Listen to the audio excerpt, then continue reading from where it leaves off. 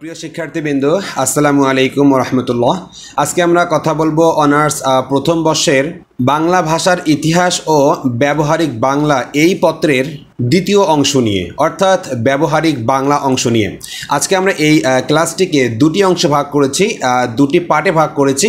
তার প্রথম ক্লাসটি আজকে আমরা নিব এবং আজকের এই ক্লাসের যে আলোচ্য বিষয় সেটি হচ্ছে যে ধ্বনি, বর্ণ, উচ্চারণের প্রয়োজনীয়তা, বানান, যুক্তাক্ষর, আন্তর্জাতিক ধ্বনি বর্ণমালা, বিভিন্ন ফলা, পাশাপাশি নত্যবিধান, সত্যবিধান। আমরা এই আলোচ্য বিষয়গুলো আজকের এই ক্লাসে আলোচনা করব। তো কথা না বাড়িয়ে শুরু করছি আজকের এই ক্লাসটি।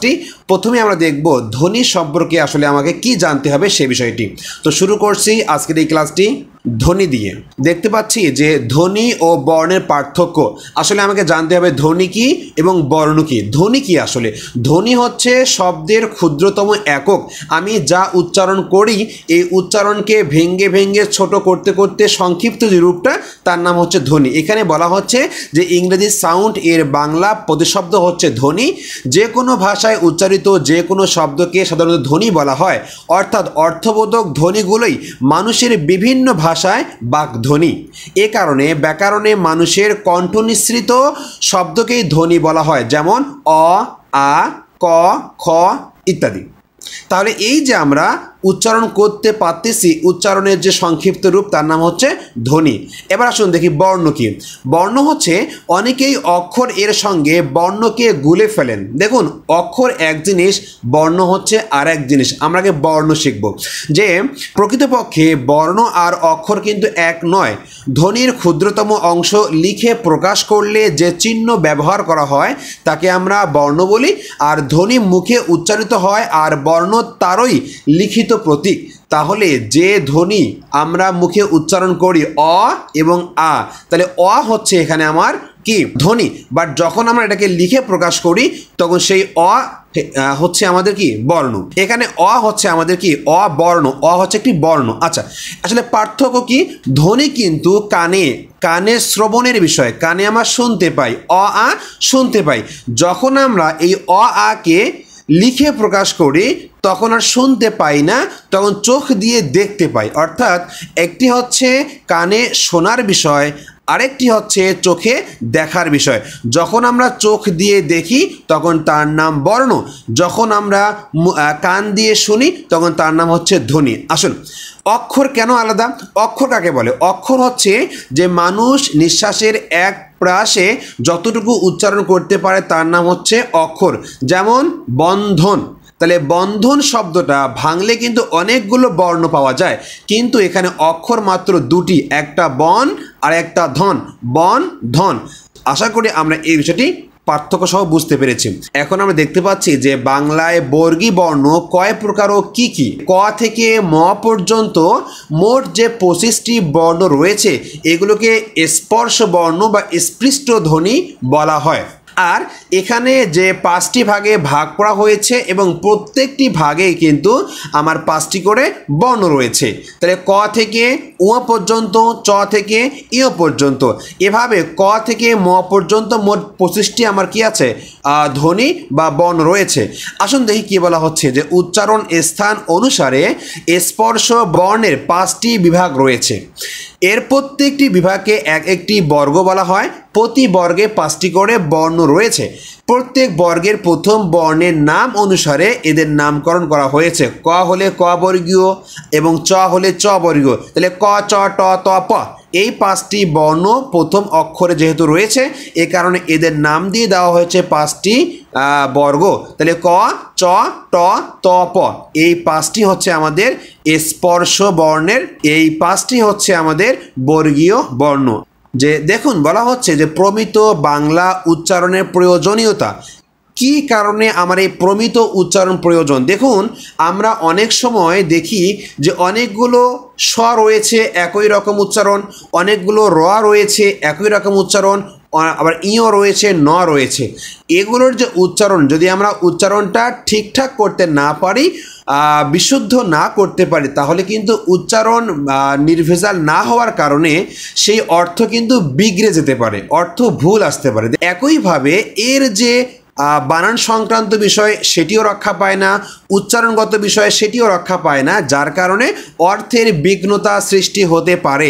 এ কারণে বলতে পারি যে প্রমিত বাংলা উচ্চারণ অতীব জরুরি একটি বিষয়, কারণ উচ্চারণ বিশুদ্ধ হলেই আমরা কিন্তু বিশুদ্ধ অর্থ পেয়ে যাব। এখানে বলা হচ্ছে যে বাংলা ভাষায় অধিকাংশ বর্ণের চেহারা ও রূপ একরকম হলেও এদের উচ্চারণ একই ধরনের নয়, যেমন তালব্য-শ, দন্ত-স, মূর্ধন্য-ষ। এসব বর্ণের ঠিক উচ্চারণের জন্য প্রয়োজন নির্ধারিত স্থান থেকে বর্ণের উচ্চারণ। আমি কোন বর্ণটি আসলে কোন স্থান থেকে উচ্চারণ করতেছি এটা কিন্তু খুবই একটি জরুরি বিষয়। তাছাড়া এদের উচ্চারণ স্থান হিসাবে ব্যবহৃত হয় কণ্ঠ, তালু, মূর্ধা, দন্ত, ওষ্ঠ, নাসিকা। তাহলে কোনটা কোন জায়গা থেকে উচ্চারণ হচ্ছে সেটা কিন্তু খুবই গুরুত্বপূর্ণ একটি বিষয়। তাই যথাযথ মনোভাব প্রকাশ বা বিভ্রান্তি এড়ানোর জন্য সূত্র নির্ভরতা, স্বর নির্ধারণ, অনুশীলন, আঞ্চলিকতা পরিহারের জন্য বিশুদ্ধ বা প্রমিত উচ্চারণ একান্তভাবে অপরিহার্য। তাই আশা করি কী কারণে আমাদের এই প্রমিত উচ্চারণ প্রয়োজন তা কিন্তু আমরা বুঝতে পারছি।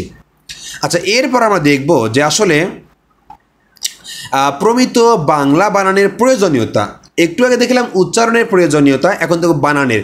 বানান শব্দটি এসেছে সংস্কৃত বর্ণন শব্দ থেকে, কেননা ঠিক বানান যেমন শুদ্ধ উচ্চারণে সাহায্য করে, তেমনি সঠিক উচ্চারণেও ঠিক বানান সাহায্য করে। বানানের শৃঙ্খলা যেমন বিনষ্ট হয়, তেমনি ভাব ও অর্থ গ্রহণেও জটিলতা দেখা দেয়। বাংলা ভাষায় হ্রস্ব-ই, দীর্ঘ-ই, হ্রস্ব-উ, দীর্ঘ-উ, বর্গীয় জ, অন্তস্থ জ, মূর্ধন্য, দন্তন্য, তালব্য-শ, মূর্ধন্য-ষ, দন্ত-স এর উচ্চারণ এক হওয়ায় বানানে এগুলো কোনোটির প্রয়োগ ঠিক তা নিরূপণ করা বেশ কঠিন। এজন্য প্রয়োজন একটি সর্বজন স্বীকৃত প্রমিত বানান পদ্ধতি, কারণ একই শব্দের একাধিক বানান ভাষার জন্য ক্ষতিকর। আর এজন্য তার নিজস্ব ভাষায় শব্দটি গ্রহণ করার পূর্বে নিজের ভাষার সাথে সাদৃশ্যপূর্ণ করে নিতে হয়, এবং তখনই প্রয়োজন পড়ে শুদ্ধ বা ঠিক বানান রীতির। তাহলে আমরা একথা নিঃসন্দেহে বলতে পারি যে যেরকম করে শুদ্ধ বা প্রমিত উচ্চারণের প্রয়োজন, ঠিক একইভাবে শুদ্ধ বা প্রমিত বানানের প্রয়োজন, কারণ শুদ্ধভাবে মনের ভাব প্রকাশ করবার জন্য। এখন আমরা দেখতে পাচ্ছি যে বিদেশি শব্দে প্রমিত বাংলা বানানের নিয়ম। তাহলে আমাকে এতটুকু বুঝতে হবে যে বিদেশি শব্দের ক্ষেত্রে আমরা শতভাগ মূর্ধন্য ব্যবহার বর্জন করব, দন্তন্য নিয়ে আসব এবং তালব্য-শ এবং দন্ত-স দিয়ে কাজ সেরে নেব। তাহলে স্টেশন মূর্ধন্য-ষ না দিয়ে কী দেবো আমরা? দন্ত-স দিব। এরপর রয়েছে ইরান, এটি বিদেশি শব্দ, তাই ইরান, যদিও আমরা জাতি বা ভাষার ক্ষেত্রে দন্তন্য ইউজ করি, সেক্ষেত্রে দন্তন্য হয়ে যাবে ইরানের ক্ষেত্রে।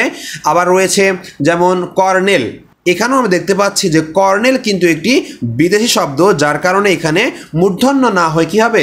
দন্তন্য হবে। এখন দেখুন 2 নম্বরে বলছে যে আরবি ফার্সি শব্দের সিন এবং সোয়াদ ইত্যাদি প্রতিবর্ণীকরণে দন্ত-স এবং শিন এর প্রতিবর্ণীকরণে তালব্য-শ, যেমন সাদা, খাস, রসদ, আসমান, নালিশ, ইশতেহার, শরবত ইত্যাদি এগুলো আমরা ব্যবহার করব। 3 নম্বরে বলা হচ্ছে যে নিম্নবর্ণিত কতিপয় বিদেশি শব্দে এস-টি মানে দন্ত-স এবং ট ব্যবহার হবে কীরকম?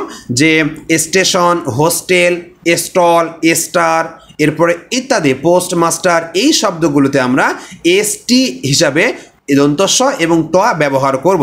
4 নম্বরে বলা হচ্ছে ইংরেজি শব্দের মাধ্যমে বাংলা ভাষায় আগত বিদেশি শব্দের মূল উচ্চারণ বাংলা তালব্য-শ এর অনুরূপ বা কাছাকাছি হলে বাংলা তা বানানে তালব্য-শ হবে, যেমন মিশন এবং ফ্যাশন। তাহলে ফ্যাশন তালব্য-শ, মিশন কি তালব্য-শ, এখানে দন্ত-স ব্যবহার করা হয়নি। তাহলে এই হচ্ছে আমাদের প্রমিত বানানের ক্ষেত্রে, প্রমিত বাংলা বানানের ক্ষেত্রে বা বিদেশি শব্দের ক্ষেত্রে আমরা এই বিষয়গুলো মেনে চলব। এরপর রয়েছে আমাদের যুক্তাক্ষর কি এবং যুক্তাক্ষরের গুরুত্ব কি। দেখুন যে দুটো বা তার চেয়ে বেশি ব্যঞ্জনধ্বনির মধ্যে কোনো স্বরধ্বনি না থাকলে যে ব্যঞ্জনধ্বনি দুটো বা ধ্বনি কয়েকটি একত্রে উচ্চারিত হয়, এরূপ যুক্ত ব্যঞ্জন ধ্বনির দোতনার জন্য দুটো বা ততোধিক ব্যঞ্জনবর্ণ একত্রিত করে লেখাকেই মূলত যুক্ত যুক্তাক্ষর বলে। যেমন ক এর সঙ্গে ত যুক্ত করলে আমরা বলি কয় ত, তালব্যস্যর সাথে যদি আমরা ব যুক্ত করি তাহলে শয় ব বলি আমরা। তাহলে যখন আমরা দুটি ব্যঞ্জনকে একত্র করি, মাঝখানে কোনো স্বরধ্বনি থাকে না, তখন এটিকেই বলা হচ্ছে মূলত যুক্তাক্ষর। তাহলে যখনই আমরা যুক্তাক্ষর লিখি আপনারা খেয়াল করবেন যে কয়ের সঙ্গে ত যুক্ত করলে কিন্তু কয় হসন্ত ত ব্যবহার করা হয়। এখানে হসন্ত কোত্থেকে আসলো? কারণ ক এর সঙ্গে যে অ ধ্বনিটি মিশে আছে, এই অ ধ্বনিকে এখান থেকে বের করে দেওয়ার জন্য আমরা হসন্ত ব্যবহার করি। হসন্ত দিয়ে দেওয়া হলে এখানে কিন্তু আর অধ্বনি থাকে না, তখন আমরা ত যুক্ত করলে এই ক হসন্ত ত হয়ে যায় কয় ত। এখানে মাঝখান থেকে যে অধ্বনি ছিল সেটিকে বাতিল করা হয়েছে, তাই কি হয়েছে? শক্ত, রক্ত, পক্ত এগুলো হয়েছে একত্র বা যুক্তাক্ষর। এখন দেখব আসলে যে যুক্তাক্ষরের গুরুত্ব কি। আসলে যেহেতু যুক্তাক্ষর দুই বা ততোধিক বর্ণ বা অক্ষরের সংযুক্তি, ফলে যুক্তাক্ষরের মাধ্যমে ভাষায় লিখিত রূপ যেমন সংকুচিত, সংক্ষিপ্ত ও দৃষ্টিনন্দিত হয়, তেমনি ভাষা ব্যবহারের ক্ষেত্রেও শ্রুতি মাধুর্য বৃদ্ধি পায়। কারণ যুক্তাক্ষরের মাধ্যমে আমরা সংক্ষিপ্ত করতে পারি, সংক্ষেপণ করতে পারি, দৃষ্টিনন্দন করতে পারি। এই যে বিবিধ কারণ রয়েছে, এ কারণে বলতে পারি এর গুরুত্ব অপরিসীম। এরপর রয়েছে আমাদের যে যুক্তাক্ষর গঠনের নিয়ম। দেখুন যে কতগুলো পদ্ধতিতে আমরা অ্যাপ্লাই করে এই যুক্তাক্ষর গঠন করতে পারি, সেগুলো অনেকভাবেই বর্ণনা করা যায়। আমরা এখানে মাত্র 6টি আলোচনা করব। তো এই 6টির মধ্যে প্রথমেই যেটা দেখতে পাচ্ছি আমরা, সেটা হচ্ছে 1 নাম্বার। এখানে 1 নাম্বারে বলা হচ্ছে যে দুটি পূর্ণ ব্যঞ্জন ধ্বনি একসঙ্গে মিলিত হয়ে যুক্তাক্ষর গঠিত হয়। যেমন ক এবং ক দুটি ব্যঞ্জন, আচ্ছা যেমন ক যোগ ত, এখানে আমরা পেয়েছি ক যোগ ত, এখানে রক্ত বা মুক্ত এটা তৈরি হচ্ছে শব্দ। পাশাপাশি রয়েছে ব্যঞ্জন ধ্বনির সাথে ফলা, ফলা মিলিত হয়ে যুক্তাক্ষর গঠিত হয়। এখানে ক এবং এর সাথে র ফলা কি হলো? যেমন ক্রো। যেমন স এবং ব ফলা কি হলো? স্বাধীন। আচ্ছা এরপর দেখতেছি 3 নম্বরে বলা হচ্ছে যে যুক্তাক্ষর গঠিত হয় সাধারণত স্বর লোপ, মধ্যস্বর লোপ পেয়ে। মাঝখানে যে স্বর থাকে সেই স্বর লোপ পেয়ে তো মূলত যুক্তাক্ষর গঠিত হয়। যেমন দেখুন এখানে বলা হচ্ছে অগুরু থেকে অগুরু। দেখুন এখানে প্রথমে গ এর সঙ্গে যে হুসুকার ছিল, এই হুসুকার ছিল একটি কি স্বর, প্রথমে অ এবং শেষে কিন্তু রয় হুসুকার। র এর জন্য কিন্তু র ফলা এসেছে, হুসুকার এসেছে, কিন্তু মাঝখানে গ এর মধ্যে যে হুসুকার ছিল সেটি কিন্তু বিলুপ্তি হয়ে যে হয়েছে অগ্রু, অগুরু থেকে হয়েছে কি অগ্রু। তাই বলতে পারি যে এখানে মাঝখান থেকে স্বরধ্বনি লোপ পেয়ে হয়েছে যে যুক্তাক্ষর। এরপর রয়েছে সুবর্ণ, আমরা আরও স্পষ্ট হব। সুবর্ণ, তাহলে প্রথমে পাচ্ছি দন্ত স, এরপর হচ্ছে হুসুকার, এরপরে বয়ের সঙ্গে আছে অ, এরপরে আছে আবার কি মূর্ধন্য, আছে কি আমাদের র ফলা। এগুলোকে আমরা যদি একত্র করে বলি স্বর্ণ, তাহলে দন্ত সতে যে হুসুকার ছিল এই হুসুকার কিন্তু উঠে গেল, বাট পরবর্তী যে ব আছে স কিন্তু বকে সংযুক্ত করলো। এখন এখান থেকে হুসুকারটা উঠে গিয়ে লোপ পেয়ে হয়ে গেল কি স্বর্ণ। তাহলে সুবর্ণ থেকে এসেলো কি স্বর্ণ। তাই বলতে পারি যে এখানে আমরা যে মধ্যস্বর লোপ পাওয়ার মাধ্যমে যুক্তাক্ষর তৈরি করতে পারছি। আচ্ছা 4 নাম্বার দেখবো আবার। যুক্তাক্ষর গঠিত হয় র বর্ণ লোপ পেয়ে। কখনো কখনো র বর্ণকে লোপ পেয়েও মূলত যুক্তাক্ষর গঠিত হতে পারে। যেমন ধরুন করতে, এই করতে র স্পষ্ট রয়েছে, কিন্তু করতে থেকে যদি বলি কত্তে, তাহলে কিন্তু এখানে র উঠে গেল, ত ডাবল হয়ে গেল, তাহলে করতে হয়ে গেল কত্তে, আর বললাম হয়ে গেল বললাম। তাহলে র উঠে গিয়ে সংযুক্ত আমাদের ধ্বনি কি হয়ে গেল? যুক্তাক্ষর হয়ে গেল। আশা করি বুঝতে পেরেছেন। 5 নাম্বার দেখব যে পরাগত সমীকরণের মাধ্যমে যুক্তাক্ষর গঠিত হয়। উৎ যোগ মুখ, উন্মুখ, তৎ যোগ হিত, তদ্ধিত। তাহলে এটা আমরা সন্ধিতে পড়েছি। এটা আবার ধ্বনি পরিবর্তনের যে নিয়ম ফলো করে সেটা হচ্ছে পরগত সমীকরণ। সেখান থেকে বলতে পারি যে এইভাবেও কিন্তু কি আমাদের যুক্তাক্ষর গঠিত হতে পারে। এবং সর্বশেষ যে রয়েছে 6 নাম্বার, বলা হচ্ছে যে সমীকরণের মাধ্যমে ও যুক্তাক্ষর গঠিত হয়, যেমন কাদনা থেকে কান্না। তাহলে সমীকরণ যে ধ্বনি পরিবর্তনের নিয়মগুলো সেখান থেকে চলে এসেছে অসমীকরণ। এখানে আমরা দেখতে পাচ্ছি যে কাতনা থেকে কি কান্না। আশা করি এই যে যুক্তাক্ষর যে বিভিন্ন প্রেক্ষাপটে বা বিভিন্ন মাধ্যমে তৈরি হচ্ছে এটি আমরা ক্লিয়ার হয়ে গেছি। দেখব যে আসলে এরপর আমাদের আজকে কি রয়েছে। এখন দেখতেছি যে যুক্তাক্ষর গঠনের প্রক্রিয়া, কোন কোন প্রক্রিয়ায় আসলে যুক্তাক্ষর গঠিত হয়। আমি আরেকটু বিষয় ক্লিয়ার করি আপনাদেরকে। দেখুন, যখন আমরা যুক্তাক্ষর তৈরি করি এক্ষেত্রে একটি আমাদের বিভ্রান্তি কাজ করে, সেটি হচ্ছে অনেক সময় দুটি স্বাধীন বর্ণকে যখন আমরা একত্র করি প্রায় সময় দেখা যায় যে এই বর্ণগুলো তাদের যে আকৃতি সেই আকৃতি নিয়েই প্রকাশ পায়। অনেক সময় আবার সেই আকৃতি ভেঙে গিয়ে ভিন্ন আরেকটি আকৃতি আমরা দেখতে পাই। যখনই এই আকৃতি পাল্টে যায়, পরিবর্তন হয়ে যায়, তখনই কিন্তু এটিকে আমরা চিনতে পারি না। যেমন ধরুন এখানে দেওয়া আছে যে যুক্তাক্ষরের আকৃতি, গঠন ও উচ্চারণ। তাহলে কতিপয় যুক্তাক্ষরের গঠন, আকৃতি এবং উচ্চারণের উদাহরণ দেওয়া হলো। যেমন গঠনে বলা হচ্ছে যে ইয় যোগ চ, তাহলে অঞ্চল যে আমরা লিখি সেটা দেখতে এরকম। তো এখানে দেখে মনে হচ্ছে না যে আসলে এখানে ইয় এবং চ রয়েছে, যেমন সঞ্চয়, সঞ্চয় ইত্যাদি। আবার তয় র ফলা করলে এটা হয়ে যাচ্ছে কি এ এর মতো, বাট মাত্রাযুক্ত এ এর মতো, তাহলে যত্র। তাহলে এখানে ব্যবহার করতেছি কি আমরা যত্র। আবার দেখুন ক র রকার, হ্যাঁ ক্রো, ক্রো আক্রান্ত। আবার তয় ত, এখানে তয় ত হয়ে গেছে ও এর মতো। আবার তয় থ কত ছোট হয়ে গেছে। দেখুন এগুলো আমরা যেগুলো আমরা দেখিয়ে বুঝতে পারি না যে আসলে এগুলো মধ্যে কি দেওয়া আছে, তো এগুলো আমাদের বিভ্রান্তি সৃষ্টি করে। মানে আসলে কোন কোন বর্ণের সঙ্গে কোন কোন বর্ণ একত্র হয়ে এই যুক্তাক্ষরগুলো তৈরি হয়। যেমন ধরুন কৃষ্ণ, এখানে কৃষ্ণ বানানে যে কয় রি, এখানে মূর্ধন্য শয় মূর্ধন্য রয়েছে, এটা আমরা অনেকেই জানি না, মনে করি এখানে ইও রয়েছে, আসলে এটা তো ইও না। তাহলে অঞ্চল, এরপরে ঝঞ্ঝা, বাঞ্ছা, এই যে কিছু কঠিন কঠিন বানান রয়েছে এগুলো কিন্তু আমাদেরকে বিভ্রান্তিতে ফেলে দেয়। এই কারণে আমরা যে বর্ণগুলো আমরা ভালো করে আয়ত্ত করতে পারিনি সেগুলোকে আয়ত্ত করে নিব। আর যারা আমরা মোবাইল ফোনে বা কম্পিউটারে এগুলো লিখে অভ্যস্ত তারা তো অবশ্যই ভালো পারি এগুলা, তাদেরকে আর এই ব্যাখ্যা দেওয়ার দরকার নেই।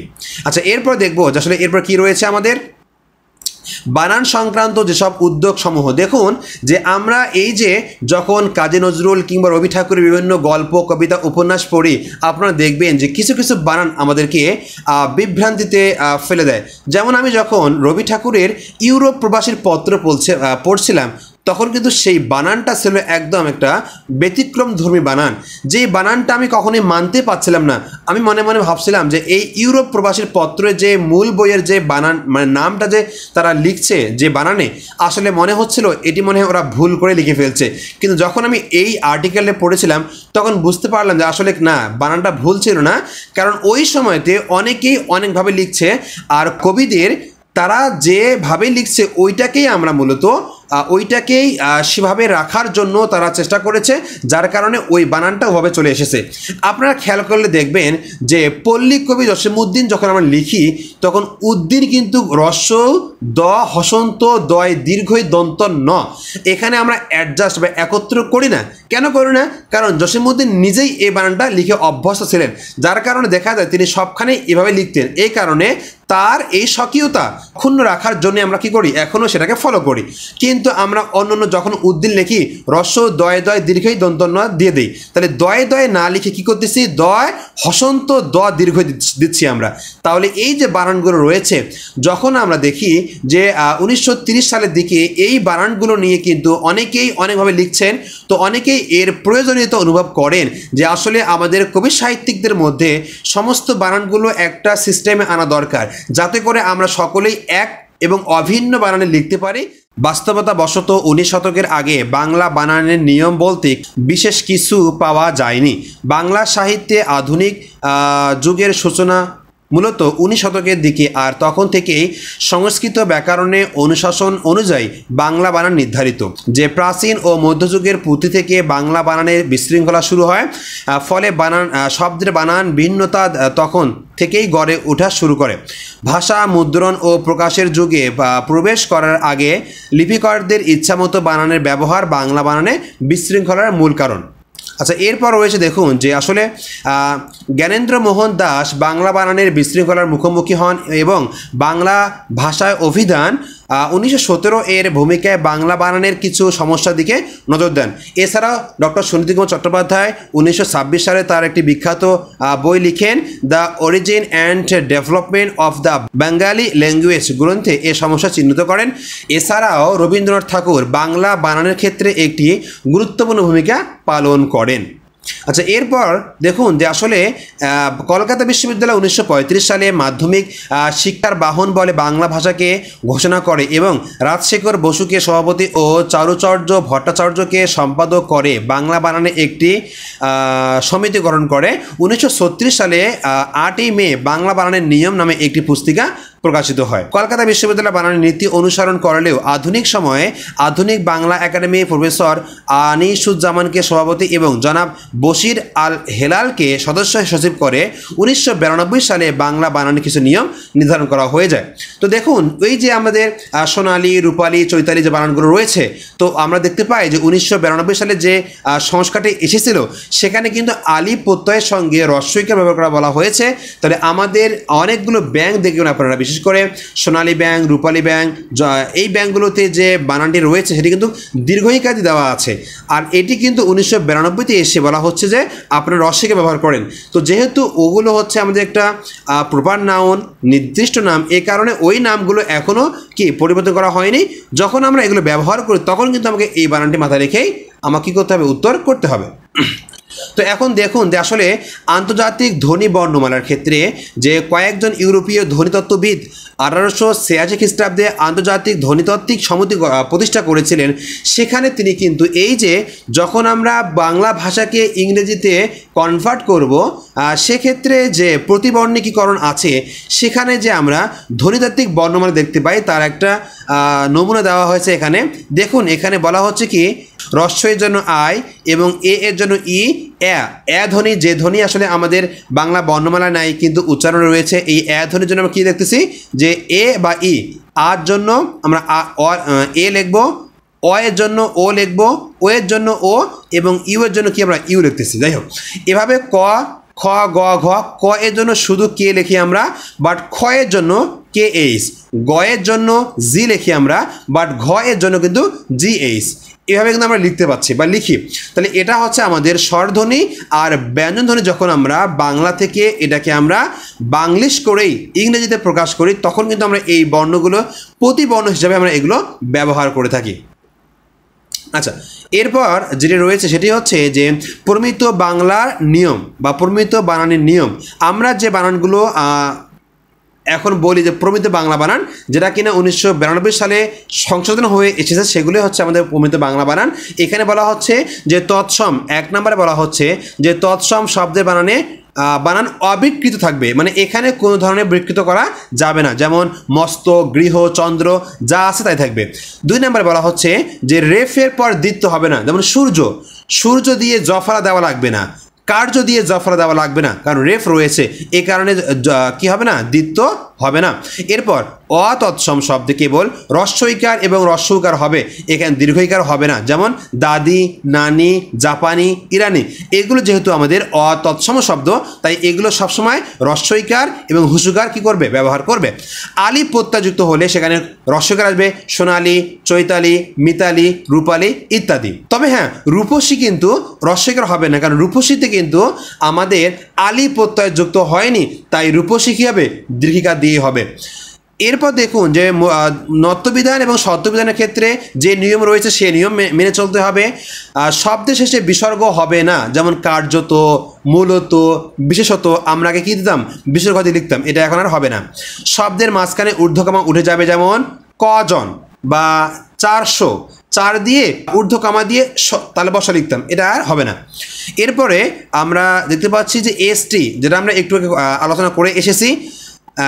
আরেকটি দেখতে পাচ্ছি যে বাংলা ধ্বনি পদ্ধতি অনুযায়ী বিদেশি শব্দের বানানে সাধারণভাবে বর্গীয় জ হয়, অন্তস্থ জ হয় না, যেমন জাদুঘর, জানালা, কাগজ, কলিজা ইত্যাদি। এগুলো আমরা দেখতেছি বর্গীয় জ দিয়ে হচ্ছে।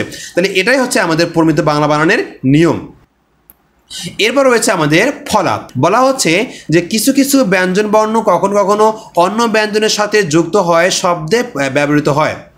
পরাশ্রয়ী এসব ব্যঞ্জনের সংক্ষিপ্ত বা পরিবর্তিত রূপকে বা চিহ্নকে বলা হয় ফলা। দেখুন, যখন আমরা স্বরবর্ণের সংক্ষিপ্ত রূপ ব্যবহার করি তখন সেটিকে বলা হচ্ছে কার, আর যখন আমরা ব্যঞ্জন বর্ণের সংক্ষিপ্ত রূপকে ব্যবহার করি তখন তা না হচ্ছে ফলা। তাহলে কী কী ফলা রয়েছে এখানে? বলা হচ্ছে জ ফলা, যেমন বর্ণ, প্রত্যেক ইত্যাদি। র ফলায় বলা হচ্ছে ছাত্র, চিত্রিত ইত্যাদি। ম ফলা রয়েছে পদ্ম। ল ফলা রয়েছে আমাদের গ্লানি, ম্লান। ব ফলা রয়েছে বিশ্ব, বিশ্বাস, দ্বার। এবং ন ফলা রয়েছে আমাদের রত্ন বা পত্নী। সময় সংক্ষিপ্ত হওয়ার কারণে সবগুলো পড়ার সুযোগ হচ্ছে না। যদি আপনাদের প্রয়োজন হয় তাহলে আপনারা অবশ্যই এটাকে স্ক্রিনশট দিয়ে দেখে নেবেন। এরপর রয়েছে নত্যবিধান। তো নত্যবিধান কি? যেসব বিধান বা নিয়ম অনুসারে দন্তন্য স্থলে মূর্ধন্য ব্যবহার করা হয় তাকে বলা হচ্ছে নত্যবিধান। যেমন রি র স এরপরে মূর্ধন্য হয়, যেমন ঋণ, তৃণ, কর্ণ। রি র স এরপরে ক বর্গ ক খ গ ঘ উ, প বর্গ প ফ ব ভ ম এবং অন্তস্থ জ, অন্তস্থ অ, হ, অনেশ্বর এ। এই 14টি বর্ণ থাকলে সেখানে দন্তন্য স্থলে মূর্ধন্য হবে, যেমন রামায়ণ বা কৃপণ। ট বর্গীয় ধ্বনির পূর্বে দন্তন্য ব্যবহার না হয়ে মূর্ধন্য হবে, যেমন ধরুন কণ্ঠ, দণ্ড, যদিও দণ্ড বানানটা এখানে ভুল দেওয়া আছে, এটি আপনারা দেখে নেবেন, বাট ভণ্ড ইত্যাদি। এরপর রয়েছে প্র, পরা, নির। এই 3টি উপসর্গের পরে মূলত মূর্ধন্য হয়, দন্তন্য না হয়ে, যেমন প্রণাম, পরিণয়, নির্ণয়। পরা পূর্ব অপর পরবর্তী বর্ণ মূর্ধন্য হয়, যেমন পূর্বাহ্ন, অপরাহ্ন, পরাহ্ন ইত্যাদি। তাহলে এগুলো আমরা দেখতে পাচ্ছি যে এই যে নত্যবিধান, যেখানে দন্তন্য ব্যবহার না করে মূর্ধন্য ব্যবহার করা হয় তার নাম হচ্ছে নত্যবিধান। তো একইভাবে সত্যবিধান কি? যেখানে দন্তস্ব বা তালবস্ব ব্যবহার না করে মূর্ধন্যস্ব ব্যবহার করি, এই নিয়মকে বলা হচ্ছে আমাদের সত্যবিধান। এখানে দেখতে পাচ্ছি যেমন রি র স এর পরে মূর্ধন্যস্ব, যেমন ঋষি। ট ও ঠ এর সাথে যুক্ত হলে দন্তস্ব যুক্ত না হয় মূর্ধন্যস্ব যুক্ত হবে, যেমন স্পষ্ট। ই কারান্ত, উ কারান্ত উপসর্গের পরে কতগুলো ধাতু সঙ্গে দন্তস্ব, মূর্ধন্যস্ব হয়, যেমন অভিষেক হয়ে গেছে অভিষেক। নি, দু, আবি, চতু, প্রাদু, বহি এগুলোর পরে ক খ ফ ফ থাকলে সন্ধির ফলে বিসর্গ স্থানে কী হবে? মূর্ধন্যস্ব হবে, যেমন নি যোগ কাম, নিষ্কাম।